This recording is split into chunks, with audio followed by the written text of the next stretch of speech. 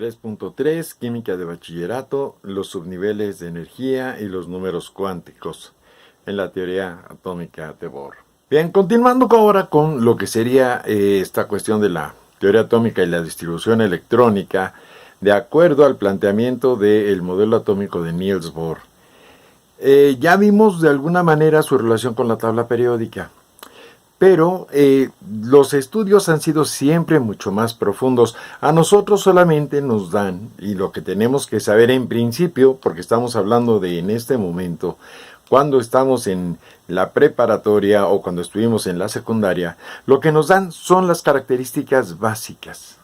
Lo que nos dan son las características que pueden ayudarnos a entender un poco lo que sería todo este esquema de la química y todo lo que en realidad se refiere a ella. Nosotros vamos a hablar ahora de los números cuánticos.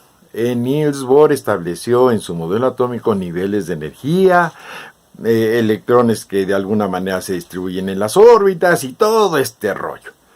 Pero también nos habla de los números cuánticos. Números cuánticos que otros científicos se encargaron de ir desarrollando e ir ordenando para poder hacer más claro el entendimiento de la forma en la que el átomo está compuesto. Entre más grande, más electrones, más protones, más neutrones, obviamente se vuelve un poco más complejo. Para esto vamos a hablar de los números cuánticos que establecía Bohr, donde cada número cuántico tenía un significado.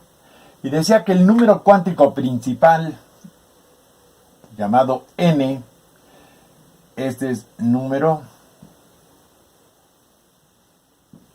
cuántico principal, indica también el número de órbitas que tienen los electrones. Y este número de órbitas, esta n, me dice cuántos niveles de energía tiene.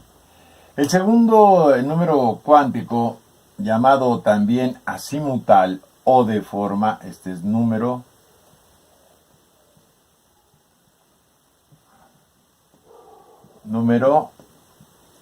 cuántico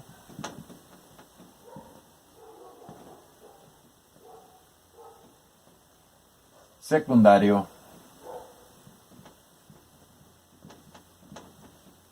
o azimutal.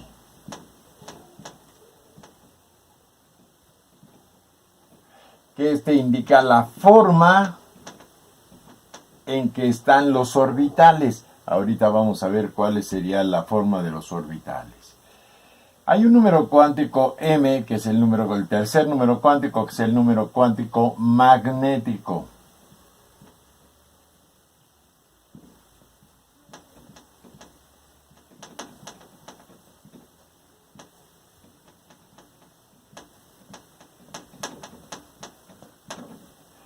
Que lo que me indica es, hablando del magnetismo, la posición o el lugar donde se encuentra el electrón.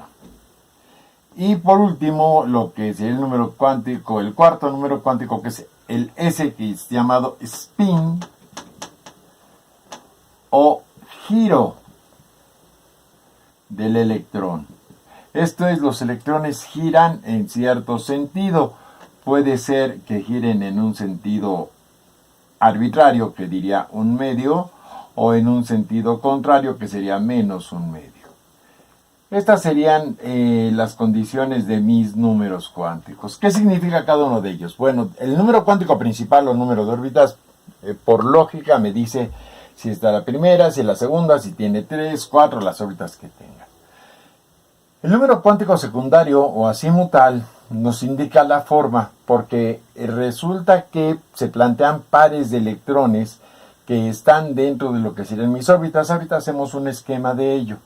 Y este número cuántico azimutal me va a decir el tipo o la forma que tiene los electrones de acuerdo a las órbitas. El número cuántico magnético me dicen los lugares. Ahorita también vamos a ver a qué se refieren con esos lugares. Y el spin o giro me dice que si gira en un sentido vale un medio y si gira en el otro vale menos un medio.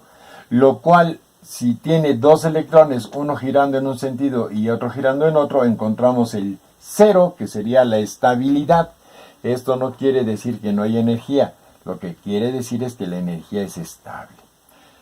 Estos números cuánticos son los que nos van a servir, yo al menos así le llamo, como la huella digital que tiene cada elemento, así como las que tienen los electrones que componen los elementos. Y esta huella digital es la que me va a decir en dónde se encuentra y va obviamente de acuerdo a las características en la tabla periódica, qué tipo de elemento es el que vamos a encontrar. Bien, estos son los números cuánticos. Estos números cuánticos están conformados o tienen dentro de ellos lo que serían los subniveles de energía. ¿Qué son los subniveles de energía? Bueno, los subniveles de energía es donde se encuentran los electrones. Y estos subniveles de energía son el S, P, D y F. El subnivel de energía S tiene una forma, recuerden que hablamos de la simutaloforma, tiene una forma circular o esférica. Si lo hablamos ya en 3 dimensiones, tendría una forma esférica en donde los electrones solamente puede tener cuando mucho un número de electrones que son 2 electrones. Y estos 2 electrones obviamente son los que van a estar girando en este tipo de entorno. Pero hay un subnivel de energía P, que vamos a hablar de 3 ejes. Si ustedes se fijan en las esquinas que tienen, en este caso en su salón de clase o en su casa, sus esquinas tienen 3 ejes. En estos ejes se maneja el giro de los electrones. Aquí sería uno, aquí sería otro, y aquí sería otro. Y este dice que puede tener 6 electrones. Aquí en el caso del D, se maneja que tiene 10 electrones. Estamos hablando de un muy complejo esquema de electrones que va a tener esferas, como la que tengo aquí, y va a tener también unas flores como las que tiene el P, y lo tenemos aquí. Y este es fundamental, que bueno, pues así se le llama el fundamental. Este va a tener 10 electrones cuando mucho. Y el fundamental, que sería muy difícil el tratar de ponerlo, va a tener 14 electrones cuando mucho. Cada uno de los subniveles maneja parejas de electrones. Fíjense cómo no hay ninguno que sea non. Todos son pares. Y no es porque en este caso lleguen a ser solamente pares, no. Puede ser que tengan 1 electrón o 3 electrones o 5 electrones o no importa los que tengan, pero el número máximo es de 14 electrones. En estos subniveles de energía es donde los electrones giran. La materia presenta muchas formas de energía. ¿Cuántas formas de energía conocemos? Bueno, pues conocemos las formas de energía, por ejemplo, la estática. ¿Cuál es la energía estática? La que tienen todos los cuerpos aún sin moverse, aún sin tener un desplazamiento. Pensemos, por ejemplo, en un bloque de concreto que está encima, sobre la calle, simplemente está en el piso. Alguien dice, no, pues no tiene energía. No, sí la tiene. Porque si hubiese cualquier cosa bajo ese bloque, el bloque lo va a aplastar. Esa es la energía estática. Nosotros, si estamos parados, por ejemplo, y eso en algunas películas así lo muestran, si nos paramos en nuestros 2 pies, el peso está repartido. ¿Qué pasa si levanto uno de los pies? El peso se carga sobre el pie que queda apoyando y obviamente va a sumirse, va a romper algún tipo de sostén. Eso es la energía mecánica. La energía dinámica o cinética es la que de alguna forma los cuerpos tienen al moverse. Esta es la energía cinética. Pero hay energía sonora, la energía del sonido. O hay también la energía luminosa. o tenemos la energía eléctrica, o tenemos, en este caso hablemos de la energía química, que sería la energía que tienen los elementos por sí mismos. Yo puedo tener un cristal, puedo tener un elemento puro, como el caso del oxígeno, por ejemplo, o el caso del hidrógeno que se encuentra allá en las alturas, allá el color azuláceo con el que se ve el cielo, ese es el hidrógeno, y que de alguna forma este hidrógeno como elemento puro también tiene una cantidad de energía. Esa cantidad de energía que cómo puedo saber que sí es cierto, que sí existe, a través del movimiento de sus electrones en lo que sería el modelo atómico que se ha venido planteando y que obviamente hemos conservado, en este caso del señor Niels Bohr. Recuerden una cosa, nadie ha visto un átomo, nadie. Lo más que se ha visto, y esto es poniendo un pequeño ejemplo de lo que sería por allá en los años de 1900, de los 70s, allá el siglo pasado, usando un microscopio electrónico y tratando de ver una molécula de hidrógeno. Lo más que llegaron a ver es una especie de nube con destellos arbitrarios. Estos negritos que estoy poniendo son los destellos arbitrarios. A esta nube se le conoce con el nombre de REMP, que significa región o espacio energético, electrónico,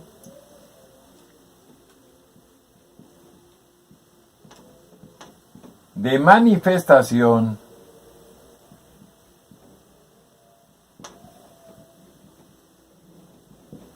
probabilística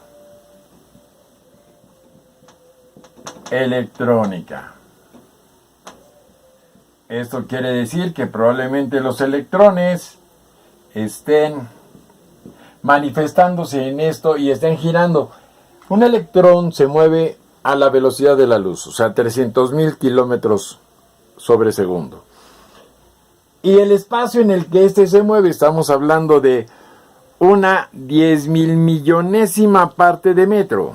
Ahí se mueven dos electrones, en esa molécula donde está dos átomos de hidrógeno.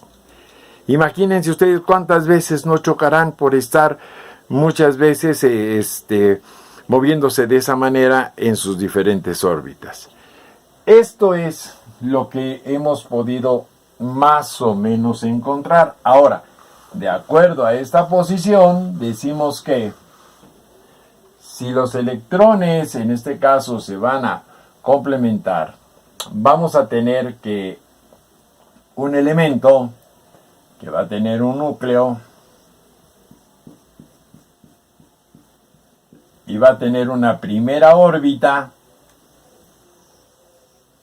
Alguien dice, bueno, los electrones los vamos a poner aquí y aquí, porque la primera órbita puede tener dos electrones cuando mucho.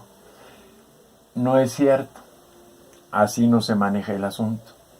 El asunto es que yo voy a tener una esfera donde los electrones, uno se va a mover en un sentido y otro se va a mover en otro sentido, ¿de acuerdo? Que es como quedamos que uno se mueve para arriba y otro se mueve para abajo, o uno se mueve a la izquierda y otro se mueve a la derecha, y obviamente van a estar haciendo giros alrededor de. Si me voy a la segunda órbita donde tengo 8, los dos primeros van a estar en el mismo, moviéndose en un sentido y moviéndose en otro para no chocar. Pero los otros van a tener movimientos que van a ir en este sentido, que sería un movimiento así y un movimiento así. Uno se mueve para acá y el otro se mueve para acá. Y van a estar obviamente buscando la forma de poder encontrarse. Lo mismo pasaría si pongo los otros dos electrones con esta formación. Y lo mismo pasaría, nada más que esto los tendría que poner con un cierto ángulo para entender por qué serían 2, 2, 2 y 2. Y en esto ya tengo mis 8 electrones en la segunda órbita. En la tercera tendría 18, ¿se acuerdan? Esa era la cantidad de electrones que íbamos a tener. Esto es lo que explica cómo los electrones se van moviendo en las diferentes órbitas.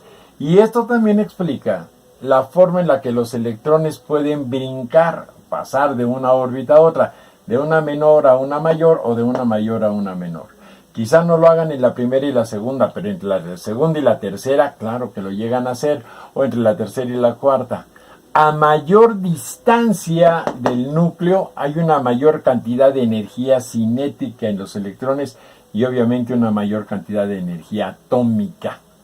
Esto es prácticamente lo que nos dan con respecto a los electrones. ¿Cómo se maneja nuestro esquema de la distribución de Bohr? Bueno, pues lo que maneja la distribución de Bohr sería lo siguiente. Me dice que yo puedo tener 2 electrones en la primera órbita, 2 electrones y 8 electrones en la segunda, 2 electrones, 8 electrones y 18 en la tercera, aunque recuerden que esta es una posición solamente de conteo, no es una posición de cuenta, sino solamente de conteo. 2 electrones, 8 electrones, 18 electrones y 32 electrones. En cada uno de ellos voy a tener lo que serían mis subniveles de energía. Los que tienen 2 son subnivel S. Los que tienen 8 tienen subnivel S y subnivel P. Los que tienen 18 tienen subnivel S, subnivel P, subnivel D. Y los que tienen 32 tienen S, P, D, F. ¿Alguien cree o puede pensar que se nos hace muy difícil aprendernos esto? Bueno, les voy a decir, algunos de mis alumnos, por ejemplo, le llaman sopa de fideo. Y ya tienen SPDF, la sopa de fideo. Y ya saben que la S va a tener 2 electrones, que la P va a tener 6 electrones, que la D va a tener 10 electrones y que la F va a tener 14 electrones. Y estos son los subniveles de energía y que se van a poner obviamente en parejas. Las parejas van a ser, este tiene una pareja, este tiene 3 parejas, este tiene 5 parejas y este tiene 7 parejas. Los subniveles de energía van obviamente dando condiciones o características para que los elementos puedan tener una cierta cantidad de energía y se pueda valorar desde ese punto de vista. Bien. Espero que esto les haya sido de utilidad porque lo vamos a necesitar en el próximo video, donde vamos a ver lo que sería la configuración electrónica y la relación con la tabla periódica y su relación con la distribución electrónica de Bohr. Ahí vamos a encontrar los subniveles y los niveles de energía. Cuídense mucho, nos vemos en el siguiente video, no se lo pierdan por favor, estamos en contacto. Hasta luego. Si te gustó el video, danos un pulgar arriba y compártelo. Si tienes alguna duda, contáctanos y síguenos en nuestras redes sociales. En la descripción encontrarás links directos. Pregunta por las asesorías y clases particulares. Suscríbete para más videos como este. Gracias y hasta pronto.